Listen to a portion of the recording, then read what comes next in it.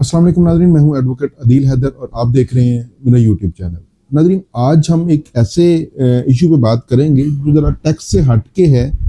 और ये काफ़ी लोगों के मसाइल हैं, प्रॉब्लम्स हैं जो आम हालात में, आम हमारी ज़िंदगी में ये मसला दरपेश किसी न किसी वक्त किसी न किसी को पेश आ जाता है। हमारे यहाँ ये रूटीन है कि जब भी कोई किसी किस्म का मालियाती जो माली लेन देन है वो होता है तो उसके अगेंस्ट हम चेक दे देते हैं किसी को कि कि जनाब मैं ये काम करूंगा तो आप इस फलां तारीख के जो एडवांस चेक्स हैं जिसे हम पोस्ट पेड चेक्स कहते हैं वो हम दे देते हैं। और अक्सर ये होता है, हम ये देखते हैं कि जो चेक्स हैं वो डिसऑनर हो जाते हैं और उसके बाद जो है वो लोग एफआईआर्स की तरफ जाते हैं, लड़ाई झगड़ों की तरफ जाते हैं और उससे जो है वो टाइम का भी ज़िया होता है और पैसों का भी ज़िया होता है। आज हम आपको वो तरीकाकार बताएंगे कि जिससे आप अपने पैसे कानूनी तौर पर और मुकम्मल पैसे जो है वो रिकवर कर सकेंगे। इसके बेसिकली दो तरीके हैं। ये बेसिकली एक तरीकाकार भी है, कुछ जो फ्रॉडलेंट किस्म के लोग हैं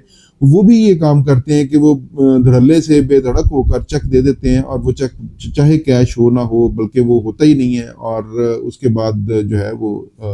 मैक्सिमम क्या कर सकते हैं, वो यही समझता है कि जी एफआईआर हो जाएगी और हाई कोर्ट से बेल हो जाएगी और अगर ना भी हुई तो सजा हो जाएगी। आज हम इसके आपको तरीकाकार बताएंगे कि आप अपना चेक जो है वो डिसऑनर हो चुका हुआ है वो आपने कब जमा करवाना है, कब उसके ऊपर स्लिप लगवानी है और पैसे आपके कैसे रिकवर होंगे और उसके ऊपर आपने कौन सा केस करना है। नाज़रीन, इसके दो तरीकाकार हैं बेसिकली, एक फौजदारी तरीकाकार है और एक सिविल तरीकाकार है। एक जो पहले हम फौजदारी को डिस्कस कर लेते हैं। फौजदारी में आपका चेक के ऊपर स्लिप लगी और हाँ, एक और चीज़ यहाँ पे जो बड़ी ज़रूरी है कि जो चेक आपका मुद्दत है, जो भी चेक देते हैं उसकी मुद्दत होती है कि उसके ऊपर डेट लिखी होती है। डेट लिखने के 6 माह के अंदर अंदर जो है वो चेक वैलिड होता है, आप उसको बैंक में प्रेजेंट कर सकते हैं और उसके ऊपर स्लिप लगवा सकते हैं। अगर जो मुद्दत टाइम डेट लिखी हुई है उसके 6 माह के बाद अगर आप करेंगे, स्लिप लगवाएंगे, तो बैंक उसको कबूल नहीं करेगा। और बहुत सारे जो लोग हैं वो वादे वईद करके कि जी हफ्ते बाद हो जाएगा, महीने बाद हो जाएगा, 15 दिन बाद हो जाएगा, और वो 6 महीने का टाइम, क्योंकि वो ला को जान रहे होते हैं तो वो 6 महीने का टाइम वो ज़ाया करवा देते हैं और उसके अंदर जो है वो पैसे उसके बाद मर जाते हैं। और अब हम जो फौजदारी तरीकाकार है उसके अंदर आप 489F का एफआईआर करवाते हैं और उसके ऊपर जो सज़ा है वो 3 साल है और उसके बाद जो पैसे मिलने हैं वो मुश्किल बल्कि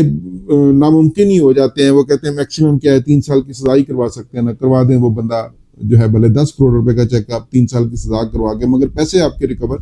मुश्किल ही होते हैं, नामुमकिन ही होते हैं, नहीं होते। इसका जो दूसरा तरीकाकार है वो ये है कि आप उसके साथ साथ सिविल का दावा भी करें। ये बहुत कम लोगों को इस बारे में, जो मैं जनरल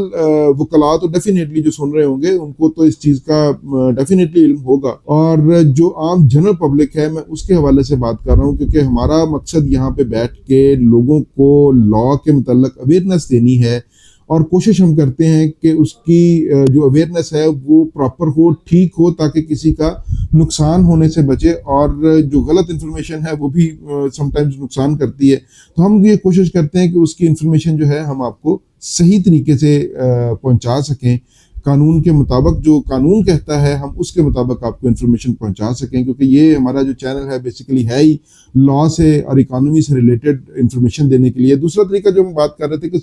सिविल आप आर्टिकल 37 है उसके तहत आप एक दावा दायर कर देते हैं, करना चाहिए आपको, और उसके इख्तियारात जो हैं वो एडिशनल सेशन जज और सेशन जज के पास है और ये फाइनेंशियल मैटर है। और इसका एक और आपको मैं बड़ी मजे की बात बताऊं कि इसका फैसला जो कानून कहता है वो 4 माह के अंदर फैसला करना होता है।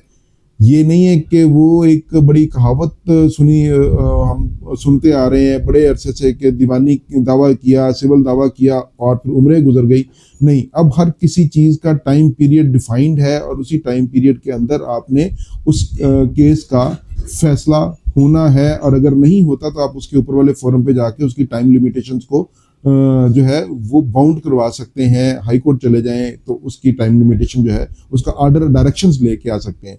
इसका जो ये फाइनेंशियल मैटर्स हैं और इसको जो है बड़े उसको जिसे आप कहते हैं इम्पोर्टेंस दी जाती है, اور اس کا فیصلہ 4 ماہ کے اندر کرنا ہوتا ہے، اور اس کے اندر آپ کو جو ہے اگر فرض کیا کسی کے خلاف آپ نے دعویٰ کیا ہوا ہے تو اس کو اگر وہ نہیں ادا کر پاتا یا اس کے پاس نہیں ہے پیسے تو اس کو 1 سال کی سول سزا بھی ہو سکتی ہے۔ اور اس کا جو ٹائم پیریڈ ہے وہ یہ ہے کہ وہ اس کے اندر تو آپ 6 مہینے جو ہے وہ ٹائم ہے فوجداری میں، 6 مہینے کا ٹائم ہے، آپ ایف آئی آر کروا سکتے ہیں، مگر اس کے اندر جو ٹائم ہے وہ 3 سال، سلپ لگنے کے 3 سال کے اندر اندر آپ جو ہے وہ دعویٰ دائر کر سکتے ہیں اس کا آرڈر 37 کے تحت، اور اس کے اندر 1 سال کی سزا بھی ہو سکتی ہے اگر وہ نہیں ادا کرتا۔ اور اس کے بعد یہ ہے کہ اگر اس کی کوئی پراپرٹی ہے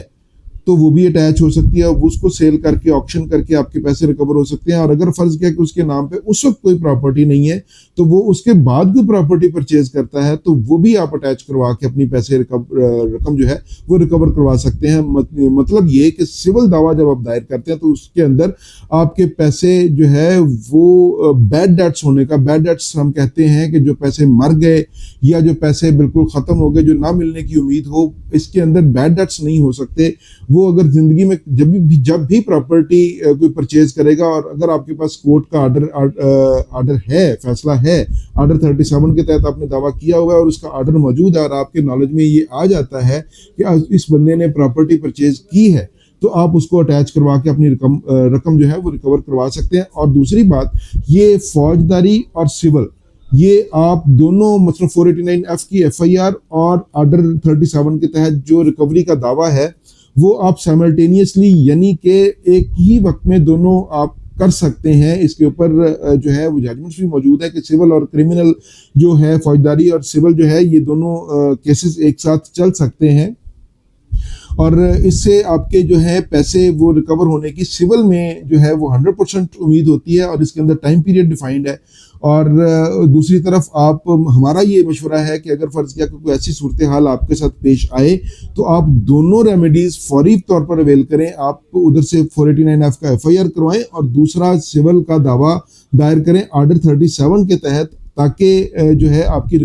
اماؤنٹ ریکور ہو سکے۔ اور یہ ویڈیو جو ہے وہ جتنے بھی لوگ دیکھ رہے ہوں گے، اور ہمیں امید ہے کہ انشاءاللہ تعالیٰ ان کے نالج میں، ان کی انفارمیشن میں یہ اضافہ ہوا ہوگا کہ آپ کے پیسے، کیونکہ لوگ بہت سارے جو ہیں وہ بیچارے بے بس ہوتے ہیں کہ یار پیسے مر گئے، ختم ہو گئے، وہ پیسے کسی کا چیک ہے، چیک تو ایک بیسیکلی پیس آف پیپر ہے، اور وہ اگر فرض کیا کہ وہ کیش ہی نہیں ہوا تو وہ ان کے نظر میں وہ پیسے ختم ہو گئے، مر گئے، بیڈ ڈیٹس ہو گئے، جبکہ ایسا نہیں ہے۔ آپ سول میں جائیں گے اور آرڈر 37 کے تحت اگر آپ دعویٰ دائر کریں گے تو آپ کے پیسے انشاءاللہ تعالیٰ ضرور ریکور ہوں گے۔